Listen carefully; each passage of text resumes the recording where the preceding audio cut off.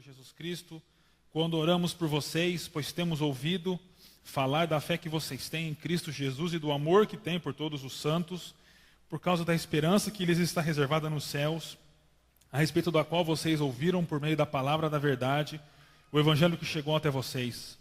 Por todo o mundo este evangelho vai frutificando e crescendo, como também ocorre entre vocês, desde o dia em que o ouviram e entenderam a graça de Deus em toda a sua verdade.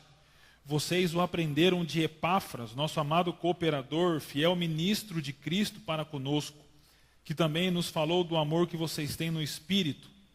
Por essa razão, desde o dia em que o ouvimos, não deixamos de orar por vocês e de pedir que sejam cheios do pleno conhecimento da vontade de Deus, em toda a sabedoria e entendimento espiritual, isso para que vocês vivam de maneira digna do Senhor em tudo, e em tudo possam agradá-lo, frutificando em toda boa obra, crescendo no conhecimento de Deus e sendo fortalecidos com todo o poder, de acordo com a força da sua glória, para que tenham toda a perseverança e paciência com alegria, dando graças ao Pai, que nos tornou dignos de participar da herança dos santos no reino da luz, pois Ele nos resgatou do domínio das trevas e nos transportou para o reino de seu Filho amado, em quem temos a redenção, a saber, o perdão dos pecados. Eu não assisti desfile de escola de samba, ok? Não precisa se preocupar com isso, até porque a gente não ganha nada assistindo e tem muito apelo sexual que nós, principalmente homens, devemos evitar. Mas eu fiquei sabendo que a Mocidade Alegre fez um desfile baseado na religiosidade do povo brasileiro. Eu vi algumas imagens das alas que eles chamam, e várias alas, islamismo, hinduísmo, espiritismo e o cristianismo também. E eles mexeram com a plateia que assistia, porque num dado momento toda a escola parou e se ajoelhou ao chão.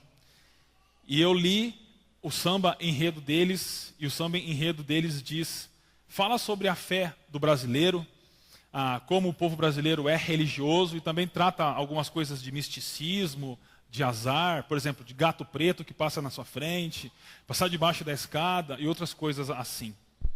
E como eu tinha estudado Colossenses para pregar para vocês, eu percebi que o desfile da Mocidade Alegre ontem faz jus ao problema que Paulo enfrenta em Colossos.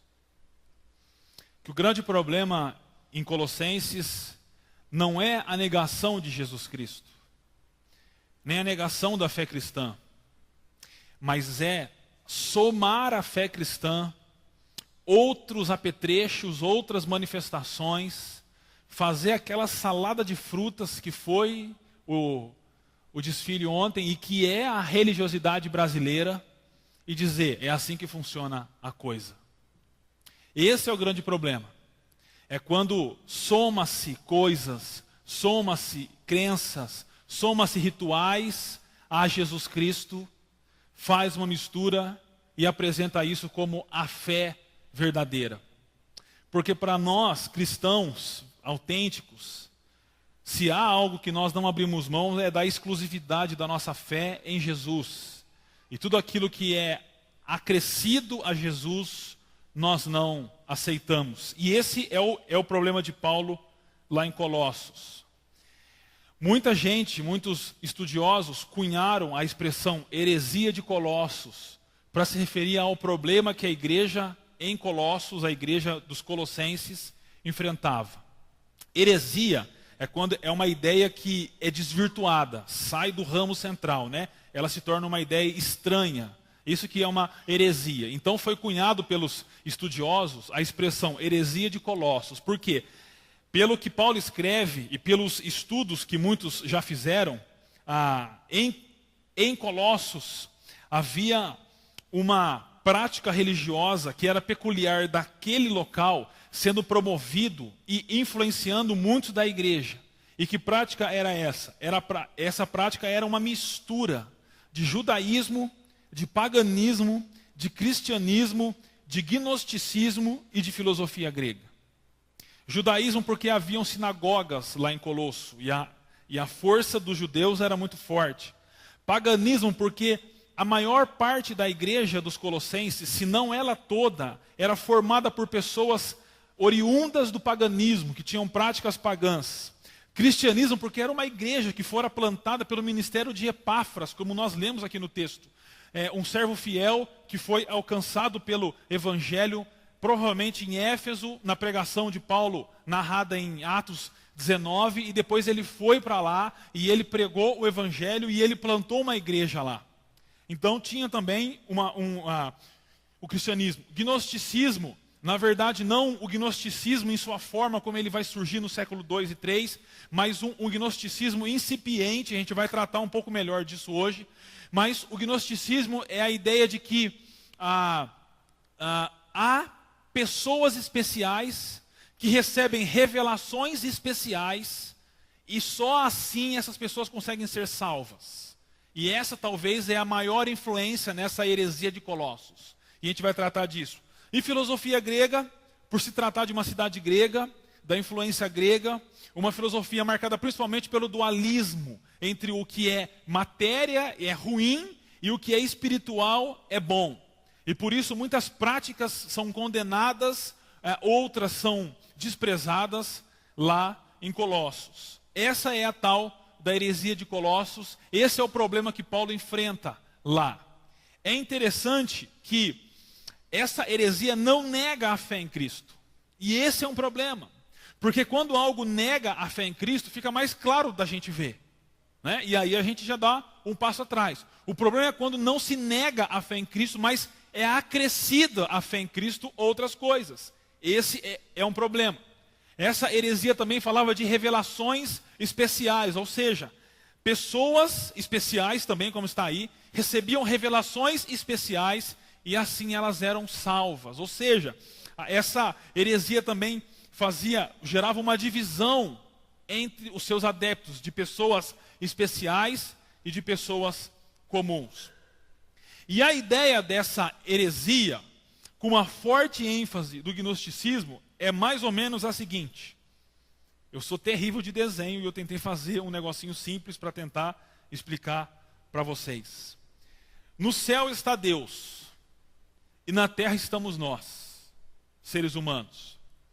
Entre a terra e o céu, há um espaço chamado de pleroma. Traduzindo para o português é plenitude. E esse espaço entre a terra e o céu é habitado por espíritos, ou entidades, ou demônios. E esses espíritos, essas entidades, elas têm controle sobre a vida na terra. Elas controlam os astros, os planetas, o Sol, a Lua, e dessa forma eles ditam a vida na Terra, influenciam a vida humana, na concepção da heresia de Colossos. Essas entidades são descritas na carta, por exemplo, no capítulo 2, versículo 8, quando Paulo escreve: tenham cuidado para que ninguém os escravize a filosofias vãs e enganosas, que se fundamentam nas tradições humanas e nos princípios elementares deste mundo e não em Cristo. Esses princípios elementares deste mundo são essas entidades, supostamente são essas entidades que governam e que regem a terra. E o objetivo das pessoas é se relacionarem com Deus, ou seja, elas precisam atravessar o pleroma, a plenitude. E para isso elas precisam se relacionar com essas entidades, ou esses espíritos, ou esses demônios. Para se relacionando com eles, e quando eu falo em relacionamento, entenda culto a eles, seja possível superá-los e alcançar a divindade máxima lá em cima. E esses cultos a essas entidades, elas são marcadas por rituais judaicos, como por exemplo a guarda de dias, a circuncisão e a abstenção de alguns alimentos, e até a recusa de alguns prazeres lícitos para nós, como comer algumas coisas, e até o próprio casamento era negado por essa heresia. Também havia práticas ascéticas, ou seja, práticas muito rígidas de não toque nisso, não fale aquilo, não olhe aquilo, e também flagelos, ou seja, as pessoas se autoflagelavam nesses cultos a essas entidades, tentando passar por esse pleroma, por essa plenitude, e plenitude é uma das palavras mais usadas em Colossenses, Só que Paulo ele inverte o sentido, e a gente vai perceber isso ao longo dos estudos. Mas era necessário tudo isso para passar por essa pleroma. E essa era a tal da heresia de Colossos. E as pessoas estavam entrando nessas ideias e buscando, através de cultos estranhos, de rituais, de práticas ascéticas, de alto flagelo, se relacionar em culto com essas entidades para conseguir alcançar Deus. Aí a gente olha para isso e acha que isso é uma bobeira do primeiro século, mas não é. Infelizmente, muitas pessoas hoje, inclusive dentro das igrejas evangélicas protestantes, usam de muletos, de práticas, de rituais, de comportamento ascético e até de alto flagelo para tentar alcançar Deus. O que é uma afronta à fé cristã e à obra de Jesus Cristo. Trocando em miúdos, são pessoas que procuram meios humanos para encontrar Deus e se relacionar com Deus. E isso é tão comum hoje como era no primeiro século.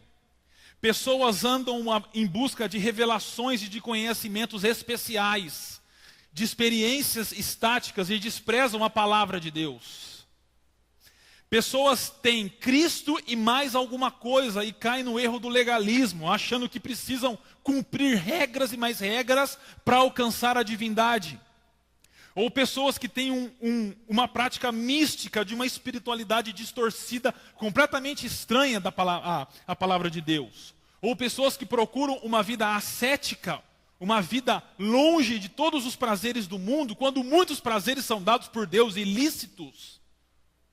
Mas procuram se afastar dos prazeres para poder encontrar Deus. Ou seja, procuram meios para alcançar a divindade, para alcançar Deus. E um exemplo disso é um vídeo que rolou na internet e que ficou bem claro, mostrando isso. O som está certo, Marcos? Tá, né? Olha esse vídeo, é um vídeo curto. Alguns já devem ter visto. E ele mostra para nós como muitas pessoas têm feito loucuras para tentar alcançar Deus.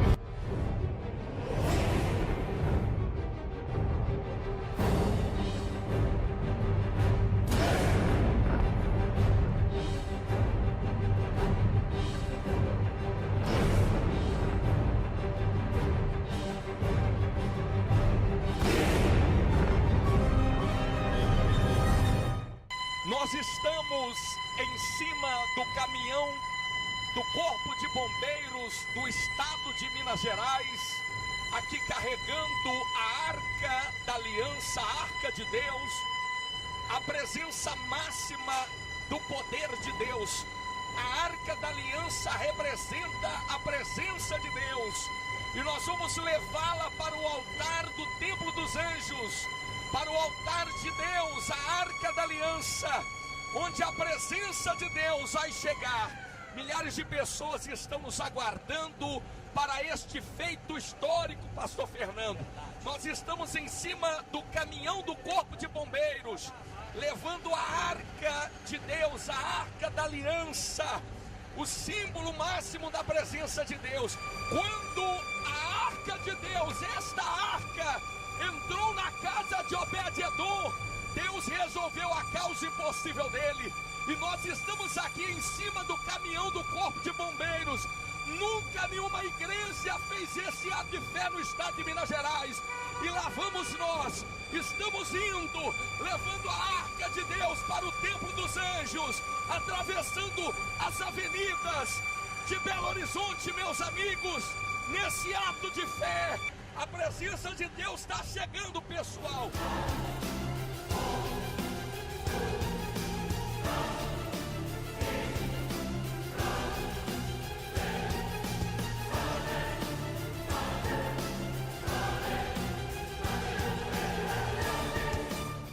Nós estamos chegando com a arca em cima do caminhão do Corpo de Bombeiros no Templo dos Anjos. A multidão está nos esperando. Aqui está a Arca de Deus, a presença de Deus.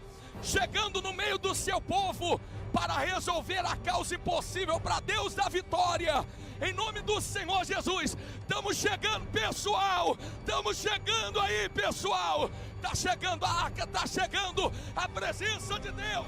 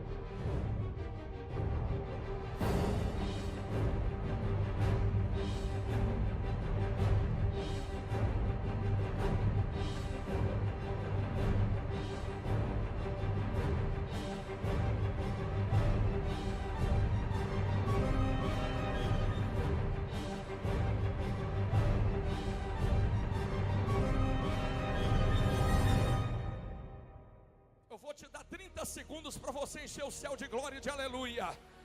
Fecha os olhos, vai aplaudindo, vai glorificando. A presença de Deus chegou. Vai dando glória, glória. 25 segundos, a glória. Nós te adoramos, meu Pai, na beleza da sua santidade. Fica de pé, abre a sua boca e dá glória. Olha a presença de Deus aí, igreja. Vai dando glória, glória, glória.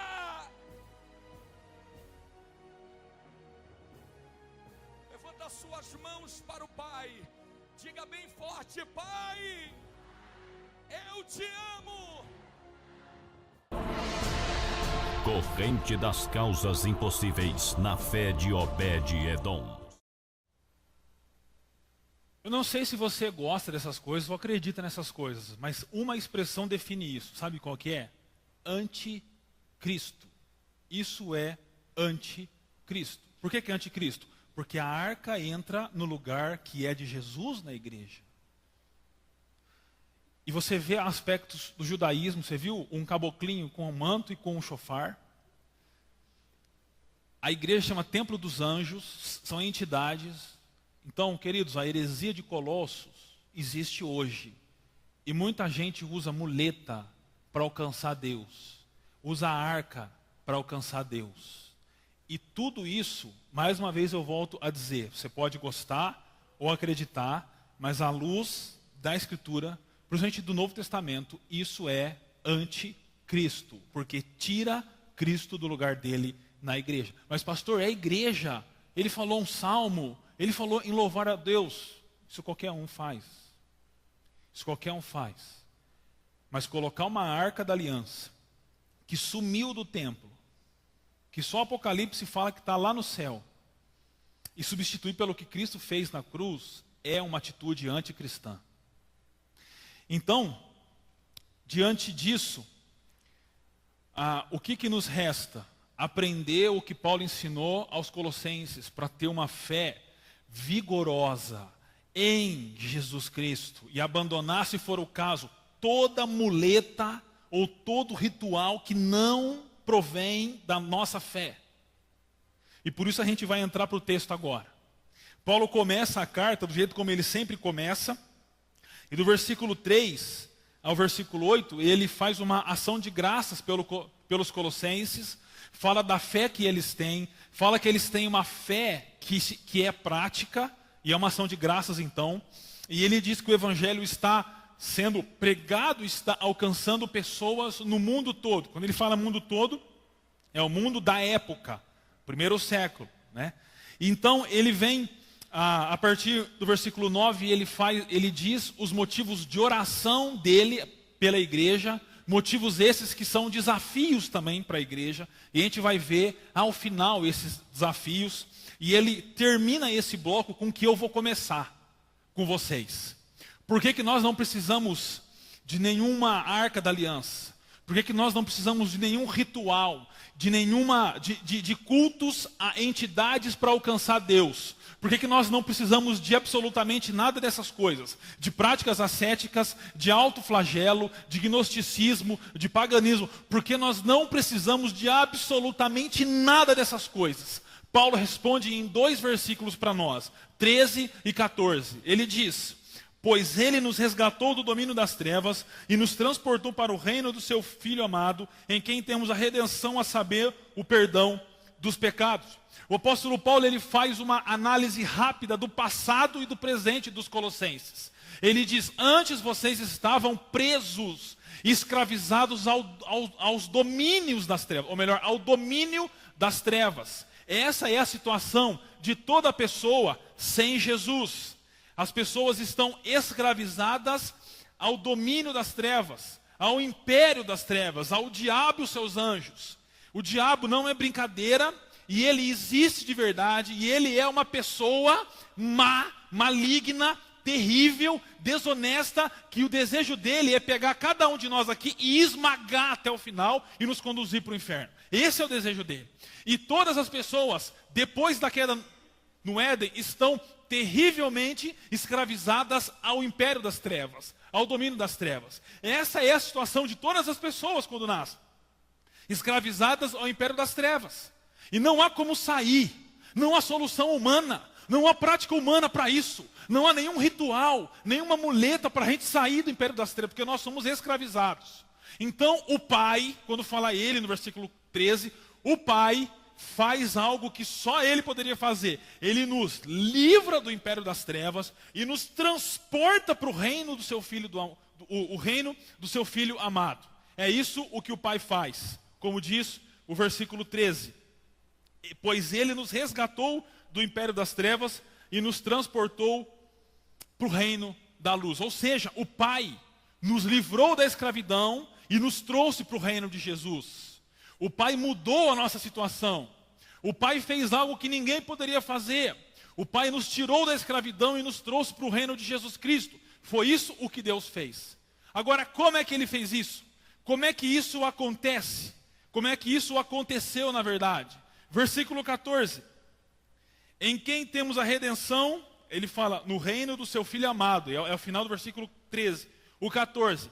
Em quem aí agora é o Filho, está falando de Jesus. Em quem temos a redenção, a saber, o perdão dos pecados. Essa mudança de reino, essa libertação do domínio das trevas para o reino de Jesus Cristo, realizado pelo Pai, acontece de fato. Né? A chave para isso, o ato para isso, é a redenção e o perdão dos pecados que nós temos em Jesus Cristo, queridos.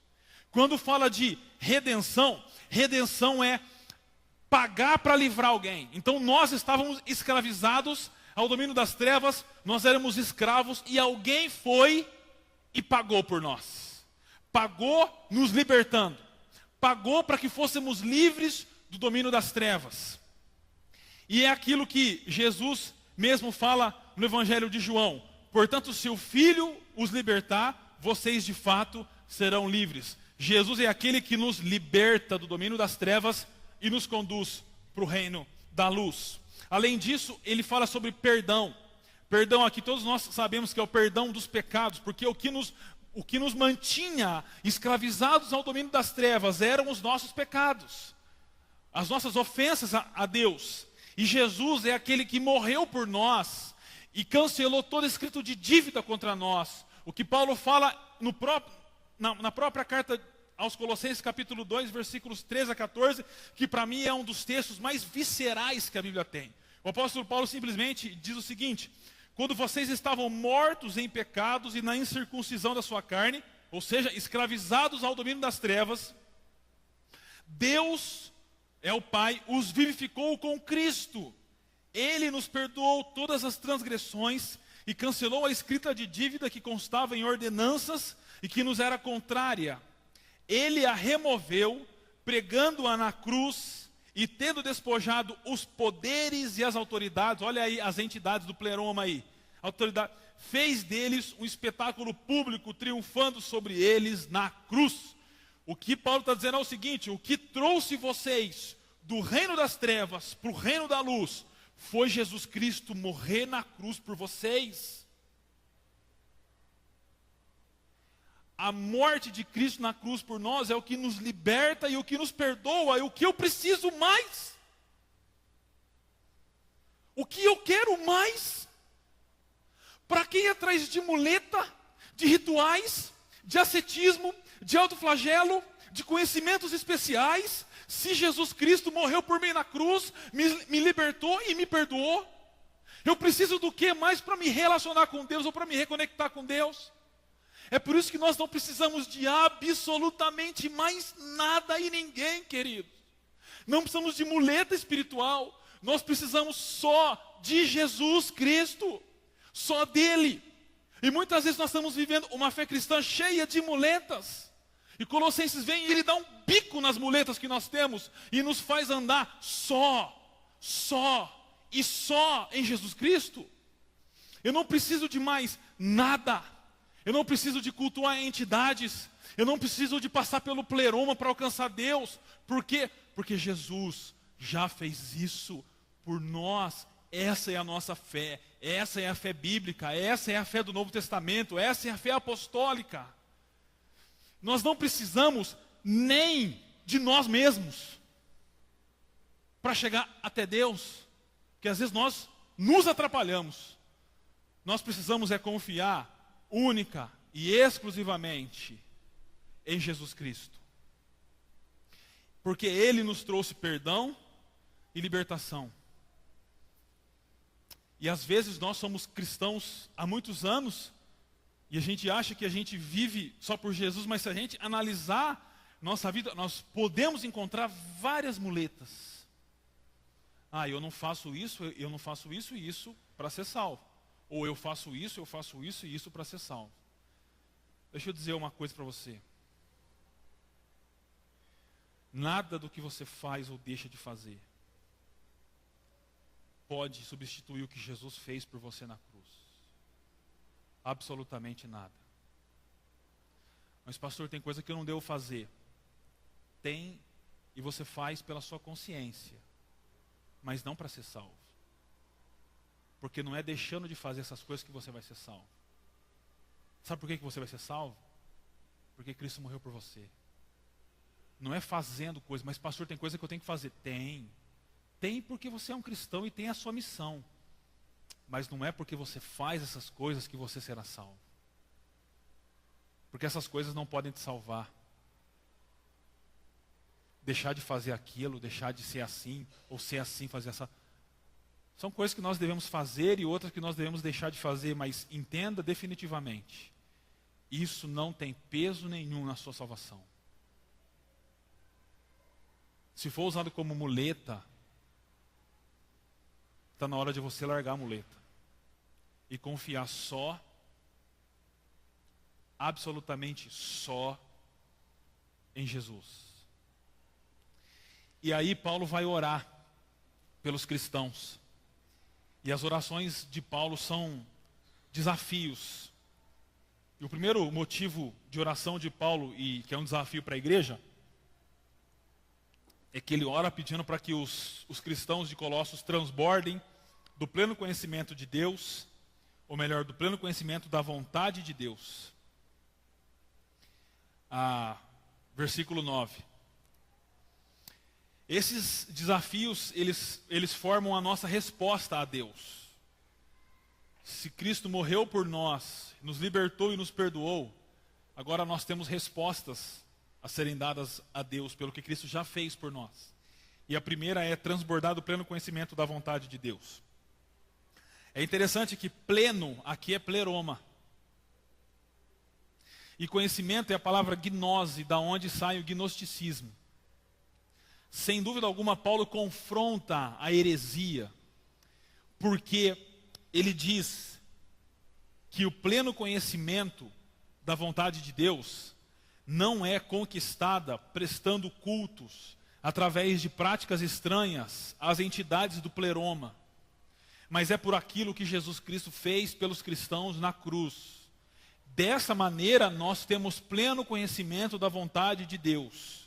Porque nós somos libertados e perdoados por Jesus Cristo, nós temos pleno conhecimento da vontade de Deus. E ele diz que esse pleno conhecimento da vontade de Deus é através de sabedoria e de entendimento. Sabedoria está em Jesus, que o próprio apóstolo, na mesma carta ele fala, nele, que é em Cristo, estão escondidos todos os tesouros da sabedoria e do conhecimento de Deus.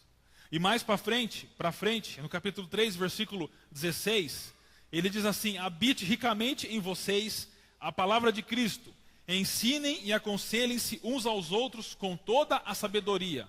Então ele diz, é possível você aconselhar os outros com sabedoria quando você é habitado ricamente pela palavra de Deus. Então, queridos, tem muita gente que fica assim para mim, pastor, mas eu não sei qual que é a vontade de Deus para mim, né? O que eu faço? Encha-se da palavra de Cristo e você vai saber qual que é a vontade de Deus. Não tem muito segredo. Na verdade, não tem nenhum segredo. Lembra que para a seita gnóstica, heresia, havia todo um segredo de conhecimento, só para alguns poucos. Paulo fala, todos vocês têm acesso ao pleno conhecimento da vontade de Deus, porque em Cristo está a sabedoria. E ele também fala que esse pleno conhecimento vem pelo entendimento espiritual. Paulo, ele tem essa experiência no capítulo 2, versículo 2, quando ele diz, esforço-me para que eles, falando dos cristãos, sejam fortalecidos em seu coração, estejam unidos em amor e alcancem toda a riqueza do pleno entendimento, a fim de conhecerem plenamente o mistério de Deus, a saber, qual que é o mistério de Deus? Qual que é? A seita herética tinha todo um mistério por trás. Paulo fala, o mistério é Jesus Cristo. Então, toda religião de mistério, e às vezes muitos evangélicos falam isso, falam em mistério, vem em mistério, tem mistério, é conversa, é paganismo. Porque o mistério para nós é um só, Cristo. E se é Cristo, já não é mistério. Então, esse entendimento espiritual vem do conhecimento de Jesus Cristo. De conhecer Jesus mais. Então, o primeiro desafio nosso é transbordar do pleno conhecimento da vontade de Deus. O segundo, e a sequência, é viver de modo digno do Senhor. Ele fala isso no versículo 10, a parte A. Quando fala viver, literalmente ali é andar. É o verbo andar. Dá a ideia de algo diário, algo cotidiano acontecer. E Paulo diz que a fé, ela molda a nossa vida, porque nós vivemos de acordo com o que nós cremos. A nossa fé dita a nossa vida. É assim que funciona. E se nós temos uma fé baseada naquilo que Jesus fez por nós na cruz, nós teremos vidas dignas de Jesus Cristo e vidas que agradem a Jesus Cristo. Vidas que não são como é o entendimento de vida no gnosticismo. O gnosticismo, que era uma influência forte na heresia de Colossos, tinha duas concepções de vida. Uma que dizia, você tem que abandonar tudo que é material, inclusive o corpo, porque é tudo mal, então você tem que ter uma vida ascética. Esse é um caminho. O outro caminho era o seguinte, já que o corpo é mal, que a matéria é má, vamos curtir a vida. Trazendo para hoje, né? Abusa dos prazeres, faz tudo o que você quiser, porque o corpo é mau. O que importa é o espírito, porque esse corpo a terra há de comer. A terra há de comer e Deus há de ressuscitar um dia. Por isso, para nós, nenhum estilo de vida gnóstico cabe, nem o que despreza a matéria e nem o que entra com a cara nos prazeres, porque para nós, a fé dita a vida e a matéria também é boa. Na verdade, é muito bom, porque Deus que fez. Então, o segundo desafio é, como resposta à libertação e ao perdão de Jesus Cristo, termos vidas que agradem a Deus, que sejam dignas de sermos chamados seguidores e seguidoras de Jesus Cristo. As pessoas olharem para nós e falarem, aquela pessoa realmente é um seguidor de Jesus. O que não acontece hoje. Você pode ver que se tem alguém com o filme queimado na praça, é evangélico. Principalmente pastor evangélico. Então, nós precisamos ter vidas dignas da fé que nós temos. Por causa daquilo que Cristo fez na cruz por nós, queridos. O terceiro desafio é frutificar em toda boa obra. Frutificar aqui, pela construção do original, da ideia de uma ação contínua. Ou seja, você frutifica e frutifica e frutifica e vai frutificando todo dia com boas obras, né? Ou com boa obra. E também a forma que está no original é a forma ativa, ou seja, eu preciso fazer um esforço para isso também.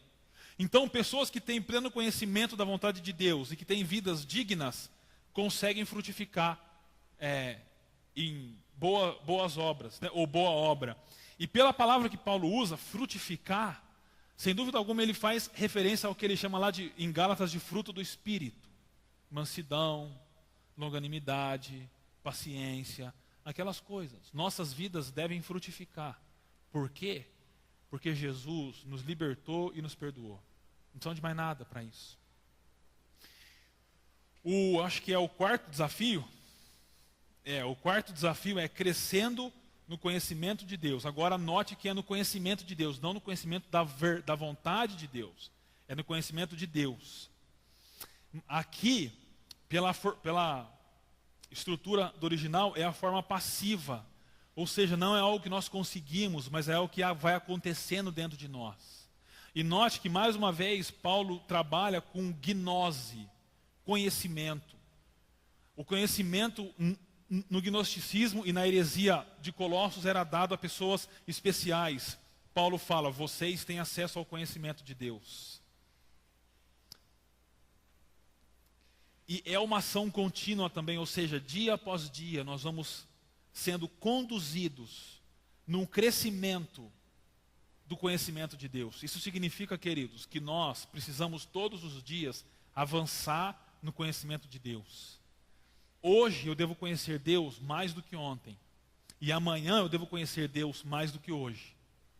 Esse conhecimento nesta vida não será 100%, só no céu.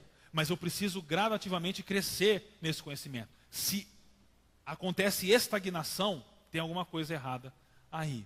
Então nós somos chamados a crescer no conhecimento de Deus. E o quinto desafio, motivo de oração de Paulo, é fortalecimento espiritual. Versículo 11. Paulo também tem uma experiência disso quando ele diz, sendo fortalecidos com todo o poder, de acordo com a força da sua glória, para que tenham toda a perseverança e paciência com alegria. Paulo tem essa experiência no versículo 29 do capítulo 1. Ou seja, experimentar de um fortalecimento por causa da glória de Deus. E é interessante que a glória de Deus gera em nós paciência, perseverança e tudo isso com alegria. Muito diferente, às vezes, da nossa conduta de não ter nenhuma paciência, de não perseverar nem um pouco e de viver emburrado. A glória de Deus nos dá fortalecimento espiritual. E olha só, ela não resolve as coisas, mas ela nos dá paciência para suportarmos as coisas, perseverança para continuarmos firmes, e tudo isso com alegria, não com tristeza, mas com um sorriso no rosto. Porque nós somos o povo que temos que ser marcado pelo sorriso no rosto, porque nós temos muitos motivos para sorrir. E o último desafio é gratidão a Deus. Ele ora e o desafio nosso é sermos gratos a Deus.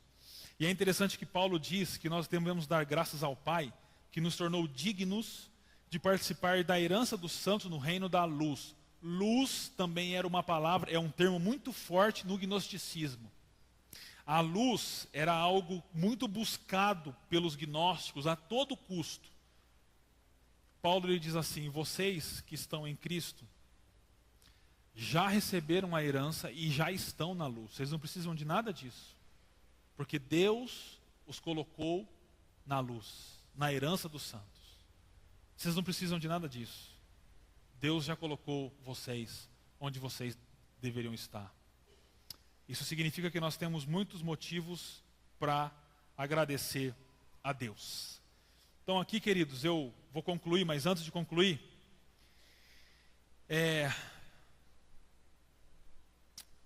podemos dizer que existem duas religiões no mundo só, ou duas fés, crenças. Uma é a crença baseada na obra humana, no mérito humano.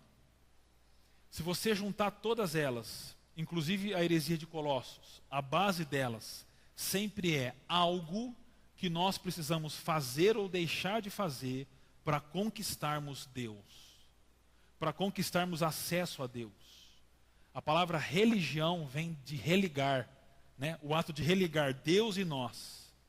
Todas as crenças, todas as outras crenças, partem do pressuposto de que nós nos esforçamos para alcançar Deus. Então todas elas são religiões humanas. A fé cristã bíblica, ela é baseada na graça de Deus, e ela nos ensina que Deus veio em nosso favor, de que Deus se manifestou para nos salvar, e de que se Ele não fizesse isso, nós nunca conseguiríamos a salvação. Nunca. Então, existem duas religiões só no mundo. De um lado, todas aquelas que colocam obrigações humanas, que você tem que fazer ou deixar de fazer, fazer isso, fazer aquilo, fazer isso, fazer aquilo. A outra é a da graça de Deus, que é o Evangelho de Jesus Cristo. O que Paulo está dizendo é: refutem toda religião humana. A heresia de Colossos era humana. E confiem na religião da graça, que é o Evangelho de Jesus Cristo, onde nós não precisamos de absolutamente mais nada e ninguém, a não ser de Jesus para a salvação.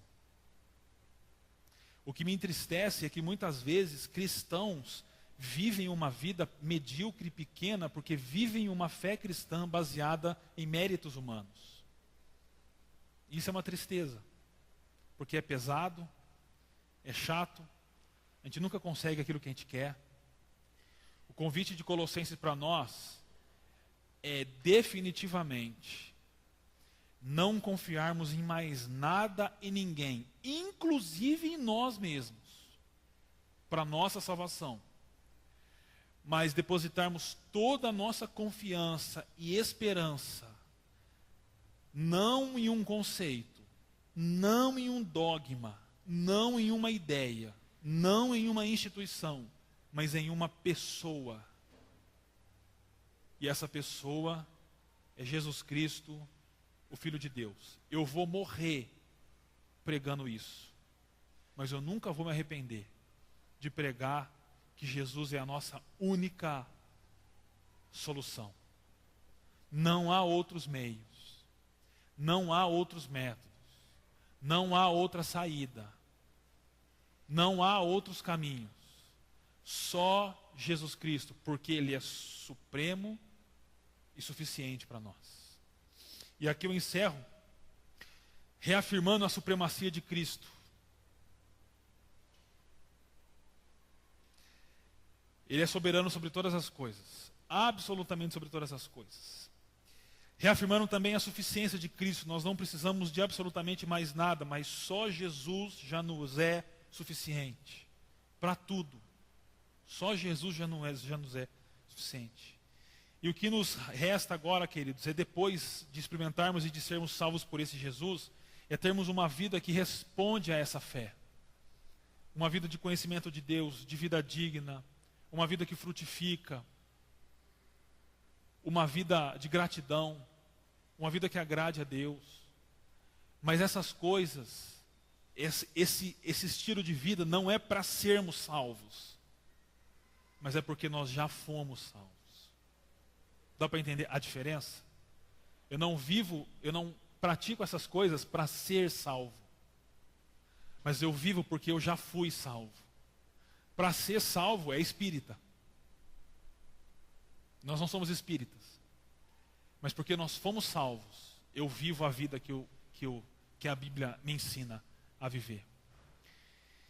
Eu me sinto extremamente limitado ao expor Colossenses para vocês, porque eu não tenho capacidade de passar toda a ideia do livro, mas a minha oração é que o Espírito Santo de Deus fale ao coração de vocês e tire da vida de vocês tudo o que impede vocês de confiar única e exclusivamente em Jesus.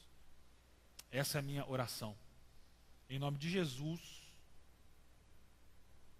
Amém.